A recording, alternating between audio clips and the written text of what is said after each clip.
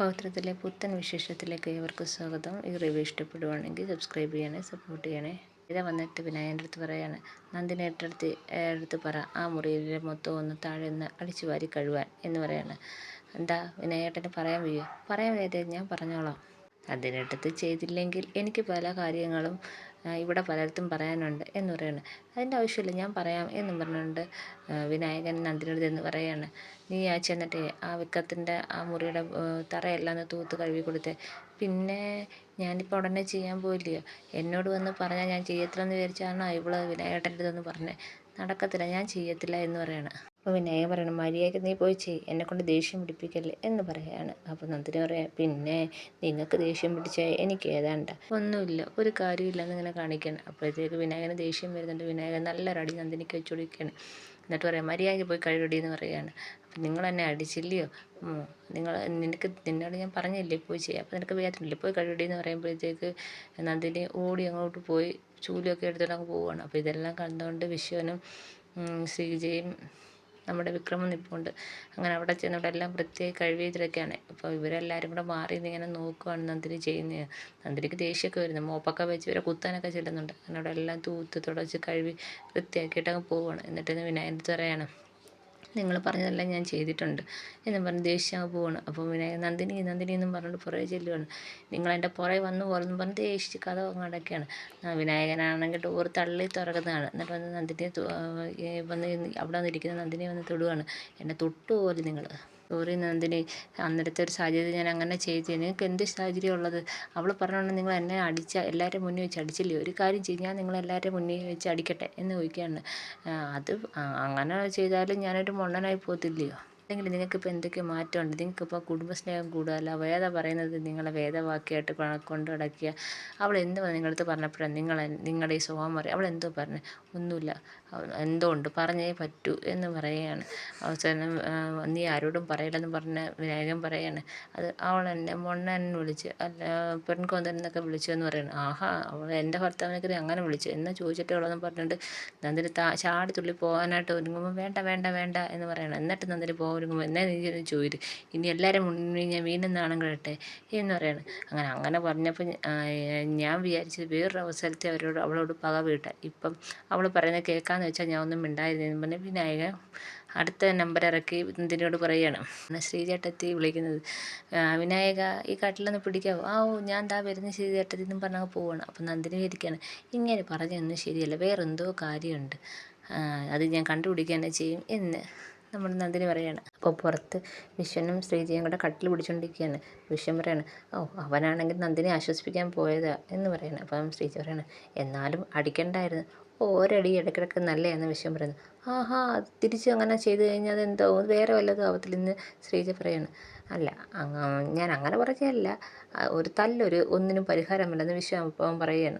അങ്ങനെ പറ എന്ന് പറയണം. അപ്പോഴേ വിനായകൻ ഓടി വരികയാണ്. നീ എന്താടാ അവളെ ആശ്വസിപ്പിച്ചുകൊണ്ടിരുന്നതാണോ എന്ന് വിശ്വം ചോദിക്കുന്നത്. ഏയ് അല്ല, ഇനി ഇതുപോലെ കാണിച്ച് ഇനിയും 2 തല്ല് കിട്ടുമെന്ന് പറയുകയാണ് വിനായകൻ. അത് പറഞ്ഞ് നോക്കുന്ന നന്ദിനിയുടെ മുഖത്താണ്.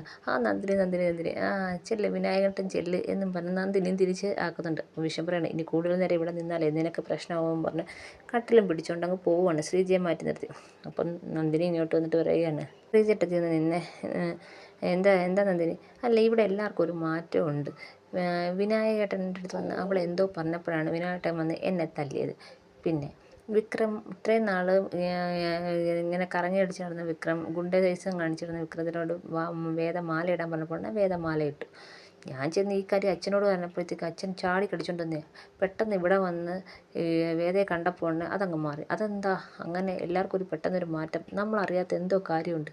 അപ്പോൾ ശ്രീജി പറയണം, ആഹാ, നീയേ അന്നേരം ചെന്ന് ഓടിപ്പോയി അച്ഛൻ്റെ അടുത്ത് പറഞ്ഞു കൊടുത്തേ. പിന്നെ പറഞ്ഞു കൊടുക്കണ്ടായോ? ഇവിടെ നടക്കുന്ന കാര്യങ്ങൾക്ക് അച്ഛൻ അറിയണ്ടായോ എന്ന് നന്ദിനി പറയാണ്. നീ വിചാരിച്ച് ഇവിടെ ഒരു അടി നടക്കുമെന്ന്, പക്ഷെ നടന്നില്ല അല്ലയോ എന്ന് ശ്രീജി ചോദിക്കുകയാണ്.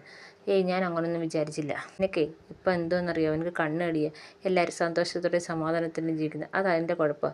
അല്ല ശ്രീചേട്ടത്തി, ഇവിടെ എന്തോ ഒരു കാര്യമുണ്ട്, നമ്മൾ മറച്ചു വെച്ചേക്കാം. എന്തെങ്കിലും ഒരു കാര്യം ഉണ്ടെങ്കിൽ വിശ്വട്ടൻ അറിയുമല്ലോ, അത് എന്നോട് പറയാതിരിക്കത്തില്ല.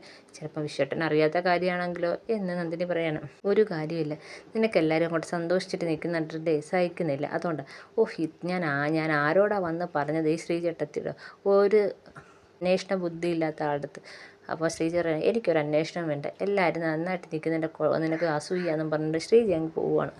പിന്നെ കാണിക്കുന്നത് വേദയും വിക്രമും കൂടെ അമ്പലത്തേക്ക് നിന്ന്. അങ്ങനെ അമ്പലത്തിൽ അവർ തൊഴുത് വിക്രമിന് ചന്ദനമൊക്കെ ഇട്ട് കൊടുത്താണ്. അപ്പോൾ വേദ പറയുന്നത് നമുക്ക് കുറച്ച് നേരം ഇവിടെ ഇരിക്കാം, ശിവൻ്റെ അമ്പലത്തിൽ വന്നിട്ട് കുറച്ച് നേരം ഇരിക്കണമെന്നാണ് പറയുന്നതെന്ന് പറഞ്ഞു. ആഹാ അങ്ങനെയൊക്കെ ഉണ്ടോ എന്നും പറഞ്ഞിട്ട് ഇരിക്കണം. എന്നിട്ട് അവർ രണ്ടും കൂടെ സംസാരിക്കുകയാണ്, ഓരോ കാര്യങ്ങൾ സംസാരിക്കുകയാണ്.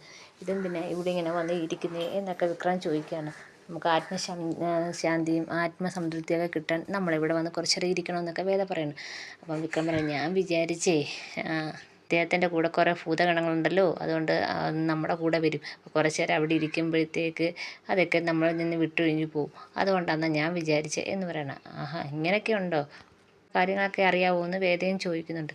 അങ്ങനെ അവർ രണ്ടുപേരും കൂടി നിന്നൊക്കെ സംസാരിച്ചുകൊണ്ടിരിക്കുമ്പോൾ വേദ പറയണത് നമ്മുടെ വീട് നല്ല സന്തോഷമുള്ളൊരു വീടായി മാറ്റണം നിങ്ങൾക്ക് ആഗ്രഹമില്ലേ, ഞാൻ ശ്രീചട്ടത്തെക്കുറിച്ച് ശ്രീചട്ടത്തിൻ്റെ കയ്യിൽ നിന്ന് അറിഞ്ഞിട്ടുണ്ടായിരുന്നു. നമ്മുടെ വീടിൻ്റെ പഴയ കാലം അച്ഛനും മോനും ഭയങ്കര സന്തോഷവും എല്ലാവരും അങ്ങോട്ടും ഇങ്ങോട്ടും നല്ല അടുപ്പവും ഒക്കെ ഉള്ള ഒരു വീടിനെ കുറിച്ച് ഞാൻ അറിഞ്ഞിട്ടുണ്ട്. ചെറിയ പിണക്കങ്ങൾ, സ്നേഹം കൊണ്ടുള്ള പിണക്കങ്ങൾ, എന്ത് നല്ല ഒരു വീട് അതേപോലെ ആക്കിയെടുക്കണം നിങ്ങൾക്ക് ആഗ്രഹമില്ലേ എന്ന് ചോദിക്കുകയാണ്. അതുപോലെ ആക്കിയെടുക്കണം, ഈ മണ്ഡലകാലം അതിനൊരു തുടക്കമാവട്ടെ, ആവശ്യമില്ലാത്ത കൂട്ടുകെട്ട് എല്ലാം പോകട്ടെ എന്ന് പറയുകയാണ്. അപ്പം വിക്രം പറയാണ് എനിക്കും ആഗ്രഹമൊക്കെ ഉണ്ട്, ഒരു കാര്യം പറയട്ടെ നിന്നോട്. പണ്ടാണെങ്കിൽ അച്ഛനാണെങ്കിൽ എന്നെയാണെങ്കിൽ തൃശ്ശൂർ പൂരം കാണിക്കാൻ കൊണ്ടുപോയി. തൃശ്ശൂരെന്ന് കണ്ടിട്ട് പോലുമില്ല, ഞാനും അച്ഛനും കൂടാണ് പോയത്, അച്ഛൻ്റെ കൈ പിടിച്ചാണ് പോയത്. അങ്ങനെ ഞങ്ങൾ തൃശ്ശൂർ ഇറങ്ങി പൂരം കാണാനായിട്ടൊക്കെ ഇറങ്ങി. അപ്പം ആ ഒരു തിക്ക് തിരക്കിൽപ്പെട്ട് ഞാൻ അച്ഛൻ്റെ കൈ വിട്ടു പോയി. എല്ലാവരും അങ്ങോട്ടും ഇങ്ങോട്ടും ഓടി തെള്ളിൻ്റെ ഇടയിൽ ഞാൻ അവിടെ ഇവിടെയും വീണ് ചവിട്ടി കൂട്ടും, ഞാനിപ്പോൾ ചത്തു പോകുമെന്ന് വരെ വിചാരിച്ചു. അപ്പോഴാണ് ഒരു കരം വന്ന് എന്നെ മൂടി പുതച്ച് പൊക്കിയെടുത്ത് കൊണ്ടുപോയി ഒരു മൂലയിരുത്തിയത്. ഞാൻ വിചാരിച്ചു അയാൾ എന്നെ തട്ടിക്കൊണ്ടു പോകുമെന്ന്, പക്ഷേ അല്ല, അയാൾ എന്നെ രക്ഷിച്ചതാണ്. അപ്പം പിന്നെ അയാൾ എൻ്റെ അടുത്ത് കാര്യങ്ങളൊക്കെ ചോദിച്ച് വൈകിട്ടിന് അച്ഛൻ്റെ കയ്യിൽ എന്നെ ഏൽപ്പിച്ചു. അന്ന് ആ തിരക്കിനടുത്ത് രക്ഷിച്ച അയാളാണ്. അതേപോലെയാണ് ഞാൻ ജീവിതത്തിൽ ഒറ്റപ്പെട്ട് പോയ സമയത്ത് എന്നെ വന്ന് സംരക്ഷിച്ച ആളാണ് ശ്രീനി സാറ്, അതുകൊണ്ട് ഞാൻ ഒരിക്കലും അദ്ദേഹത്തെ വിട്ടു വരത്തില്ല എന്ന് പറയണം. അപ്പോൾ വേദ പറയണം ഒരു കാര്യം നിങ്ങൾ മറക്കണം, നിങ്ങളിപ്പോൾ എത്രയോ ഉദാഹരണം പറഞ്ഞു, ആ മനുഷ്യൻ നിങ്ങളെ അന്ന് രക്ഷിച്ച മനുഷ്യൻ കൂട്ടിക്കൊണ്ട് നിങ്ങളെ തട്ടിക്കൊണ്ട് പോയില്ല, തിരിച്ച് അച്ഛൻ വന്നപ്പോൾ അച്ഛനെ തിരിച്ചേൽപ്പിക്കുകയാണ് ചെയ്തത്. പക്ഷേ ശ്രീനി സാർ അങ്ങനെയാണോ ചെയ്യുന്നത്? അല്ല. വിക്രം കർണൻ്റെ കഥയൊക്കെ പറയുന്നുണ്ട്. അപ്പം നിങ്ങൾ ഈ കർണൻ്റെ കഥ പുരാണ കഥ പറഞ്ഞല്ലോ, അതും ഇതുമായിട്ട് നമുക്ക് ഉപയോഗിക്കാൻ പറ്റത്തില്ല. കർണൻ എപ്പോഴും ഒരു ദുഷ്ടൻ്റെ കൂടെ ആയിരുന്നു, അതുകൊണ്ട് കർണന് എത്ര നല്ല ഗുണമുണ്ടെന്ന് പറഞ്ഞിട്ട് ഒരു കാര്യമില്ല എന്ന് പറയണം. നമ്മൾ പുരാണത്തിലെ കഥാപാത്രമായി ഉപമിക്കാൻ പറ്റത്തില്ല, നമ്മൾ മനുഷ്യരല്ലേ എന്നൊക്കെ പറയുകയാണ്. അതുകൊണ്ട് തന്നെ ഞാൻ ഒരിക്കലും നിങ്ങളെ ശ്രീനി സാറുമായിട്ട് കൂട്ടുവിടാൻ വേണ്ടി എന്ത് ചെയ്യാൻ വേണ്ടിയും ഞാനും എപ്പോഴും പ്രയത്നിച്ചുകൊണ്ടിരിക്കുമെന്ന് വേദ പറയണം എന്നും പറഞ്ഞ് വേദ അങ്ങ് പോവുകയാണ്. ഇനി കൂടുതൽ നേരം ഇവിടെ ഇരുന്ന് കഴിഞ്ഞാലേ നിങ്ങൾ മുമ്പ് പറഞ്ഞ ഭൂതഗണങ്ങളൊക്കെ വന്ന് ദേഹത്ത് കയറും എന്നും പറഞ്ഞുകൊണ്ട് വേദ അങ്ങ് പോവുകയാണ്. വേദ ഇങ്ങനെ പോകുന്നത് നോക്കി വിക്രം ഇരിക്കുകയാണ്. പിന്നെ അത് കഴിഞ്ഞ് അങ്ങനെ അവർ രണ്ടുപേരും കൂടെ ബൈക്കിൽ പോവുകയാണ്. പോകുന്ന വഴിയിൽ ഒരു കാറ് കൊണ്ട് നിർത്തി കുറേ ഗുണ്ടകൾ ഇറങ്ങുന്നു. അപ്പം വിക്രമിന് മനസ്സിലായത് അഭിലാഷും കൂട്ടരുമാണെന്ന്. ഇതൊക്കെയാണ് ഇന്നത്തെ വിശേഷം. എല്ലാവർക്കും ഇഷ്ടപ്പെട്ടെങ്കിൽ സബ്സ്ക്രൈബ് ചെയ്യണേ, സപ്പോർട്ട് ചെയ്യണേ.